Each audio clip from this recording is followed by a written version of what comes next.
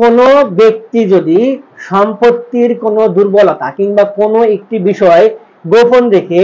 কোনো একজন ব্যক্তির কাছে সম্পত্তি বিক্রয় করে দেয়, কিংবা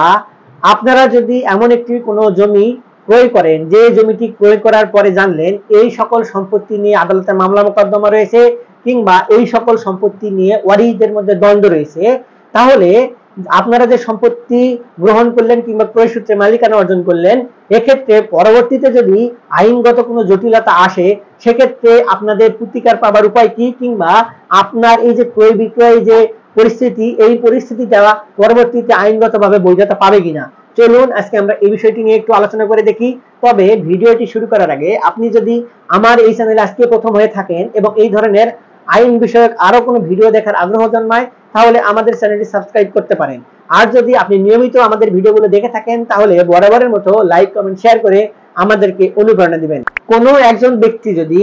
তার ভোগ দখলকৃত সম্পত্তি কোনো একজন ব্যক্তির কাছে বিক্রয় করতে চায় কিংবা কোনো একটি মাধ্যমে হস্তান্তর করতে চায়, তাহলে সেই সম্পত্তি রিলেটেড যত ঝুট ঝামেলা রয়েছে কিংবা দ্বন্দ্ব রয়েছে কিংবা কাগজপত্রের জটিলতা রয়েছে, মামলা মোকদ্দমা আইনি সমস্যা রয়েছে, তাহলে সেই সকল বিষয় ওই বিক্রেতাকে কিংবা যাকে সম্পত্তিটি হস্তান্তর করা হচ্ছে অর্থাৎ সম্পত্তি গ্রহীতাকে অবহিত করে তার সম্মতি সাপেক্ষে ওই সম্পত্তিটি কিন্তু তাকে হস্তান্তর করে দিতে হবে। তাছাড়া যদি আপনি কোনোভাবে সম্পত্তির কোনো একটি জটিল বিষয়কে গোপন করে সম্পত্তিটি হস্তান্তর করে দেন, সেক্ষেত্রে যার কাছে আপনি সম্পত্তিটি হস্তান্তর করে দিলেন সেই ব্যক্তি যদি সেই সংক্রান্ত সমস্যা নিয়ে পরবর্তীতে জটিলতায় পড়ে, তাহলে এটির বিষয়ে কিন্তু আইনগত কিছু স্পষ্ট নির্দেশনা রয়েছে এবং আদালত থেকেও এই বিষয়গুলোকে নিয়ে সুনির্দিষ্ট কিন্তু কিছু দিক নির্দেশনা রয়েছে। এখন যারা সম্পত্তি ক্রয় করে কিংবা হস্তান্তর করে এই দায়ভার অধিকাংশ কিন্তু তাদের উপর গিয়েই বর্তায়, অর্থাৎ আপনি একটি সম্পত্তি ক্রয় করার আগে অবশ্যই সকল বিষয় যাচাই বাছাই করে তারপর সম্পত্তিটি আপনাকে গ্রহণ করতে হবে কিংবা ক্রয় করতে হবে। কিন্তু আপনি যদি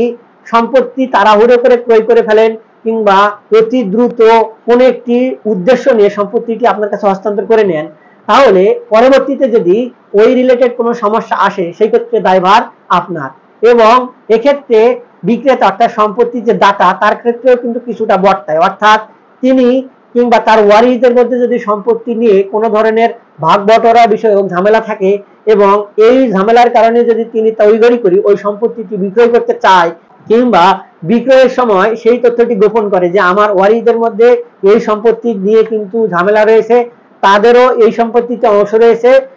এই মর্মে তিনি যদি সকল বিষয় গোপন করেন কিংবা ওয়ারিশান সনদ থেকে শুরু করে বাটোয়ারা দলিল পর্যন্ত তিনি যদি জাল ভাবে তৈরি করে সেই জাল দলিলের বলে যদি পরবর্তীতে কোনো একজন ব্যক্তির কাছে সম্পত্তি হস্তান্তর করেন, তাহলে সেই সম্পত্তি রিলেটেড হস্তান্তর কিন্তু অবৈধ বলে বিবেচিত হবে। পরবর্তীতে ওই ঝাউট ঝামেলার ফলে পরবর্তীতে সৃষ্ট যে সমস্যাগুলো হবে সেই সমস্যা নিয়ে যদি যে ক্রেতা তিনি যদি সরল বিশ্বাসে না জেনে এই সম্পত্তিগুলো ক্রয় করেন, তাহলে তিনি কিন্তু আদালতে মোকদ্দমা দায়ের করে আপনাকে প্রতারণার অভিযোগে অভিযুক্ত করে আপনাকে শাস্তির আওতায় নিয়ে আসতে পারবেন। আবার যদি দেখা যায় যে আদালতে একটি সম্পত্তির সত্ত্ব অর্থাৎ মালিকানা প্রমাণিত বিষয় নিয়ে মোকদ্দমা দায়ের করা থাকে, সে বিষয়েও কিন্তু কিছু নির্দিষ্ট নিয়মাবলী রয়েছে এবং সম্পত্তি হস্তান্তর আইনের 52 ধারায় কিন্তু স্পষ্টভাবে বলা হয়েছে যে সম্পত্তি মামলা নিয়ে যখন আদালতে একটি বিচারাধীন প্রক্রিয়ার মধ্যে থাকবে তখন সেই সম্পত্তিটি যদি কোনো ব্যক্তির কাছে হস্তান্তর করতে হয় তাহলে সেখানে কিছু নির্দিষ্ট বলি কিংবা কিছু নির্দিষ্ট নিয়ম কানুন মেনে কিংবা শর্ত সাপেক্ষে সম্পত্তিগুলো হস্তান্তর করতে হবে।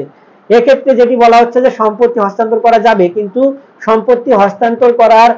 মধ্যে এই যে মামলা মোকদ্দমা চলছে এটির মূল বিষয়বস্তুর উপর কিংবা বিচার প্রক্রিয়ায় কোনোভাবে বাধা প্রদান করবে না এই মর্মে সম্পত্তি হস্তান্তর করা যাবে। যদি কোনোভাবে বাধা প্রদান করা হয় তাহলে সেটি কিন্তু তাৎক্ষণিকভাবে ক্রয় বিক্রয়টাকে স্থগিত করা হবে, কিংবা সম্পত্তির মামলার পরে যে ব্যক্তি সম্পত্তি বিক্রয় করে দিলেন তার পক্ষে যদি রায় চলে আসে সেক্ষেত্রেই কিন্তু শুধুমাত্র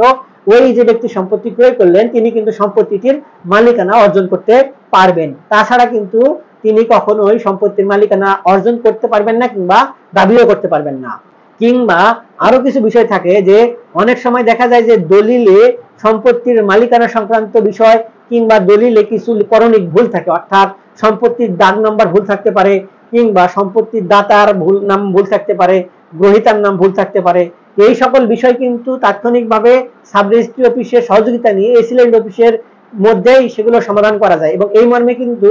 ভূমি মন্ত্রণালয় থেকে স্পষ্ট একটি প্রজ্ঞাপন দিয়ে সেগুলো সংশোধন করার এখতিয়ার এসিল্যান্ড অফিসকে প্রদান করা হয়েছে। এখন এই বিষয়টি সমাধান করার আগেই যদি কোনোভাবে দলিলে টেম্পারিং করে সম্পত্তিটি অন্য কোনো ব্যক্তির কাছে হস্তান্তর করা হয় এবং পরবর্তীতে এই দলিল সংক্রান্ত বিষয় নিয়ে যদি কোনো সমস্যা আসে, অর্থাৎ দলিলে যেহেতু ভুল, সেক্ষেত্রে সম্পত্তি হস্তান্তরও কিন্তু অবৈধ এবং সেই সম্পত্তি হস্তান্তরের বিষয় নিয়ে সকল বিষয় কিন্তু ভুল বিষয়ে উপস্থাপিত হবে।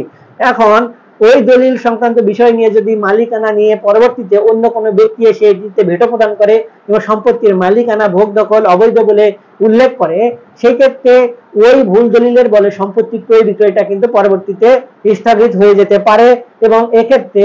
যদি কোনোভাবে ওই ক্রেতা বিক্রেতা অর্থাৎ পূর্বের মালিক থেকে শুরু করে সকলে সহযোগিতা না করে, তাহলে এই ক্রয় বিক্রয়টা কিন্তু চিরতরে বাতিল হওয়ার সুযোগ রয়েছে। এখন এক্ষেত্রে বেশি গুরুত্ব সহকারে যেটি দেখা হয় সেটি হলো সম্পত্তির দাগ নাম্বারের ভুল থাকতে পারে, এটি কিন্তু স্বাভাবিক ব্যাপার, করণিক ভুল হতেই পারে, কিন্তু সেটি সংশোধন করারও কিন্তু উপায় রয়েছে। এখন ভূমি মন্ত্রণালয়গুলো ঘুষের আখড়ায় পরিণত হওয়ার কারণে যারা পরবর্তীতে সম্পত্তি ভুল হিসেবে ভোগ দখল করে থাকেন এবং তারা কিন্তু এই ঘুষ দিবেন না, প্রতারণা কিংবা এই যে দুর্নীতিগ্রস্ত ব্যক্তি শরণাপন্ন হবেন না, তার কারণে সংশোধন করেন না। কিন্তু সম্পত্তিটি যখন হস্তান্তর করার প্রয়োজন হয় কিংবা বিক্রয় করার প্রয়োজন হয়, অনেকাংশেই কিন্তু সম্পত্তির এই যে বিষয়গুলো তারা গোপন করে সম্পত্তিগুলো হস্তান্তর করে থাকে এবং অনেক ক্ষেত্রেই যারা সম্পত্তি ক্রয় করে তারা কিন্তু এই বিষয়গুলো পর্যালোচনা করে না, ঠিকঠাক মতো দেখে শুনে সম্পত্তিগুলো হস্তান্তর করে নেয় না, যার কারণে সমস্যাগুলো কিন্তু বেশি পরিমাণে আখ্যায়িত হয়ে থাকে। এই জন্যই এই বিষয়গুলো পরবর্তীতে সমাধান করার মতো কিন্তু একটা পরিস্থিতি থাকে না। এই হচ্ছে ব্যাপার। এই ব্যাপারগুলো নিয়ে যদি কোনো ধরনের সমস্যা তৈরি হয়, অর্থাৎ কোনো ক্রেতা যদি সম্পত্তির এই বিষয়গুলো না জেনে সম্পত্তি ক্রয় করে, তাহলে সেই দায়ভার তার। আর যদি সম্পত্তির যে বিক্রেতা তিনি যদি সম্পত্তিগুলো এই বিষয়গুলো গোপন করে সম্পত্তিগুলো ওই সকল ব্যক্তির কাছে বিক্রয় করে দেন, তারা যদি পরবর্তীতে সমস্যায় পড়েন, তাহলে এর দায়ভারও কিন্তু কোনোভাবে এই বিক্রেতা এড়াতে পারবে না। এখন যদি এই বিষয়গুলো নিয়ে সমাধান করার কোনো কিছু থাকে কিংবা আপনারা যদি এই সমস্যাগুলোর মধ্যে এখনো পড়ে থাকেন, তাহলে সেগুলো সমাধান করার কিন্তু চেষ্টা আপনাদেরকে যত দ্রুত করতে পারবেন কিংবা যত দ্রুত করা যায় করে ফেলতে হবে। তাছাড়া পরবর্তীতে বিপদে পড়লে এই সমস্যাগুলো কিন্তু আবার নতুন করে উদ্ভব হবে কিংবা আপনি কিন্তু সম্পত্তির একজন ব্যক্তির কাছে যদি বিক্রি করতে চান কিংবা হস্তান্তর করতে চান, তিনি যদি সচেতন হয়, তাহলে কিন্তু আপনার সম্পত্তিটি কখনোই আপনি তাদের কাছে হস্তান্তর করতে পারবেন না। আর তাছাড়া এই ভুল ভ্রান্তি কিংবা এই ধরনের জটিলতা সংক্রান্ত সম্পত্তি হস্তান্তর কিন্তু কখনোই লিগ্যাল ওয়েতে সঠিকভাবে সবসময় আপনার প্রতিষ্ঠিত হয় না কিংবা আপনার মালিকানা কিন্তু অবৈধ বলেই সবসময় বিবেচিত হবে। আজকে পর্যন্তই, দেখা হবে সামনে নতুন কোনো ভিডিওতে। ততদিন পর্যন্ত ভালো থাকবেন, ধন্যবাদ।